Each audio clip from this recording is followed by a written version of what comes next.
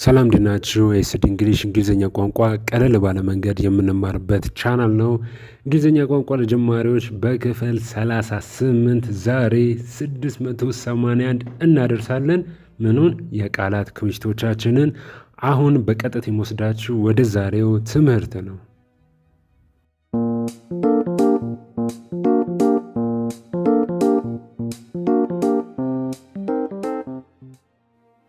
እሺ ተማሪዎች ከዚህ ቀደም በክፍል 37 እስከ 664 አድርሰን ነበር የቋንቋ ክምችቶቻችንን። ዛሬ ደግሞ እስከ 681 እናደርሰዋለን። 665 ብለን ከባለፈው ቀጥለን ክፍል 38 እንጀምር። ባግ ቦርሳ። ብዙ አይነት ቦርሳዎች አሉ። ምስሉን ተመልክታችሁ ተረዱ።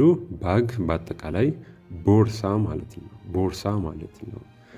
ባክፓክ ሲሆን ደግሞ ምን ይሆናል? ይሄ እዚች ጋር የምትመለከቱት በጀርባችን የምንይዘው ስፔሻሊ ተማሪዎች እንዲሁም ደግሞ አንዳንድ ሰራተኞች በጀርባቸው አዝለው የሚይዙት ቦርሳ ነው ማለት ነው። በጀርባ የሚታዘል ቦርሳ ማለት ነው። ጽሁፉ ከላይ በእንግሊዝኛ ጽፈንላችኋል። ከታች እንዴት ማንበብ እንዳለባችሁም ጽፈንላችኋል። እንዲሁም ትርጉሙንም ስለጻፍንላችሁ በቀላሉ ትረዱታላችሁ። ከዛ ባለፈ ደግሞ ምስል ጨምረናል። ምስሉ በቀላሉ አይምሯችሁ እንዲመዘግበው ነው የሚረዳችሁ። ቀጣይ እናንተ መናገር ስትፈልጉ እንዲሁም ሰዎች ሲናገሩ በቀላሉ አይምሮ ከራሱ ቋት አውጥቶ እንዲረዳ መናገር ስትፈልጉ በቀላሉ ሳትንተባተቡ እንድትናገሩ ይረዳቸዋል። 667 አሁንም ከቦርሳ አልወጣንም። ሴቶች ደግሞ የሚይዙት ቦርሳ ምንድን ነው የምንለው? ፖርስ ነው የሚባለው። ሴቶች የሚይዙት ቦርሳ ነው። ፖርስ።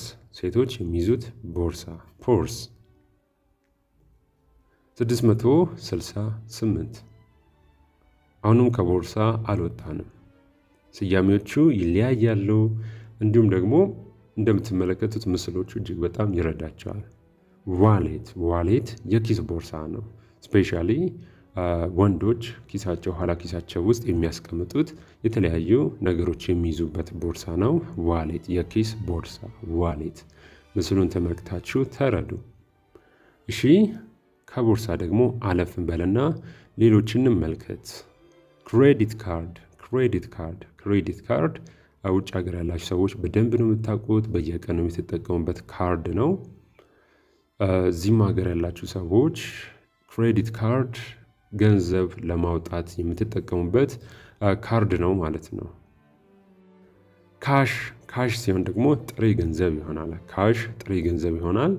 አሁን ካሽ እየቀረ ነው። ካሽለስ የሆኑ መንገዶች ነው ብዙ ጊዜ ለክፍያ እየተጠቀምን የምንገኘው።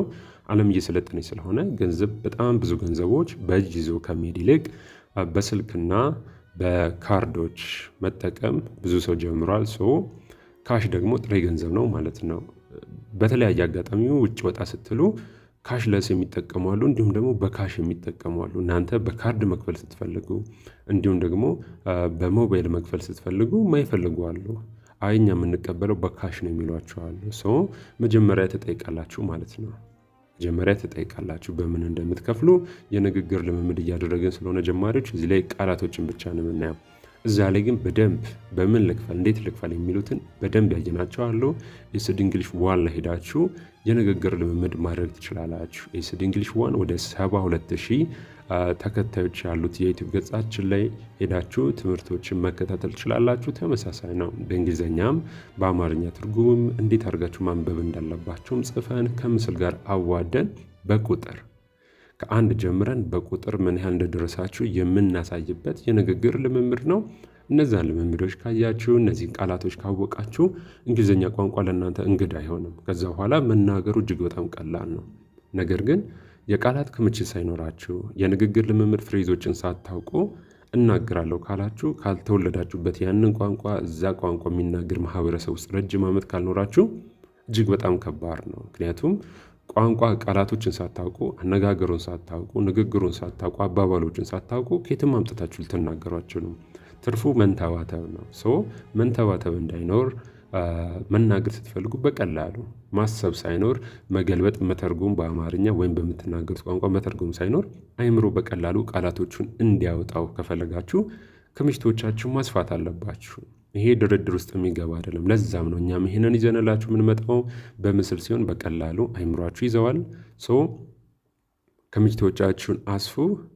አሁን 670 ላይ ደርሰናል ቃላቶች። እዛ ላይም ደግሞ እየተጓዝን ነው። እዛም ሄዳችሁ የንግግር ልምምዶችን፣ እዚህም ደግሞ የቃላቶችን ጀማሪዎች መከታተል ችላላችሁ።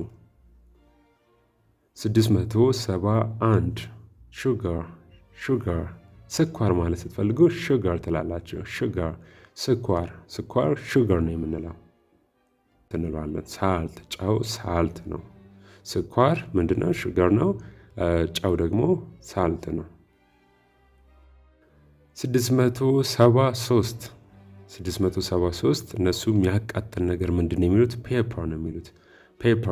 ፔፐር የሚያቃጥሉ ነገር ፔፐር ይሉታል እነሱ። በርበሬ ፔፐር ነው። እንዲሁም ደግሞ ቃሪያ ቺሊ ፔፐር ይሉታል። ቺሊ ፔፐር ቃሪያ ሲሆን ቺሊ ፔፐር ይሉታል። በአጠቃላይ እነሱ የሚያቃጥሉ ነገር በፔፐር ይገልጹታል ማለት ነው። 674 ባተር ቂቤ ባተር ይሉታል። ቂቤ እነሱ ምንድን ነው የሚሉት? ባተር እነሱ ሀገር ቂቤው ደግሞ ይህንን የሚመስል ቅርጽ ይዛል። ባተር ይሉታል። 675 ቺዝ አይብ ነው፣ ወይም ደግሞ እነሱ ጋር በስያሜው ቺዝ ነው የሚባለው። ይሄ ምስሉን የምትመለከቱት እነሱ ቺዝ ይሉታል። በጣም አይጦች የሚወዱት ነው። ከተቀመጠ አይጦች አያልፉትም። ቺዝ ይባላል። ቺዝ 676 ይህንን ሁላችሁም ታውቁታላችሁ ብዬ አስባለሁ። ግን የማታውቁት ካላችሁ ኤግ እንቁላል ነው። ኤግ እንቁላል። ሚት ደግሞ ስጋ ነው። ሚት ስጋ ነው። በአጠቃላይ ስጋን ምን እንለዋለን? ሚት እንለዋለን። አሳ ደግሞ ስንል ምንድን የምንለው? ፊሽ ነው። ፊሽ አሳ። ከዚህ ጋር ከምግብ ጋር የተገናኘውን እንመልከት። 679 ቺከን ዶሮ በጣም ተወዳጅ ምግብ ነው። ቺክን ዶሮ ነው። ቢፍ ደግሞ የበሬ ስጋ ነው። ቢፍ የበሬ ስጋ። እነሱ የበሬን ስጋ ምንድን ነው የሚሉት? ቢፍ ነው የሚሉት። እንዲሁም ደግሞ እነሱ ይወዱታል። ፖርክ የአሳማ ስጋ ነው። ፖርክ የአሳማ ስጋ። የዛሬው የመጨረሻችን ነው 681። በቀጣይ በክፍል 39 ደግሞ 682 ብለን እንቀጥላለን። እንዲሁም የኤስዲ እንግሊሽ ዋን ላይም የራሳችን የሆነ የንግግር ልምምድ ትምህርቶች እየሄዱ ነው። ዛሬ በዚህ ቢለቀቅ ነገ በዛኛው ነው። ስለዚህ ሁለቱንም የዩቲዩብ ቻናሎች ሰብስክራይብ አድርጉ። እንዲሁም በሚመቻችሁና በምትወዷቸው የሶሻል ሚዲያ ፕላትፎርሞች ቲክቶክ የሚቀናችሁ ሰዎች በቲክቶክ የኤስዲ እንግሊሽ ብላችሁ የእኛን ትምህርቶች ማግኘት ትችላላችሁ። በቴሌግራም እያነበባችሁ መማር የምትፈልጉ በቴሌግራም የእኛን ትምህርቶች ማግኘት ትችላላችሁ። እናንተ በምትወዷቸው የሶሻል ሚዲያ አማራጮች እኛ ስላለን ትምህርቶችን ተከታተሉ። በቀጣይ እስክንገናኝ መልካም ጊዜ ለሁላችሁ።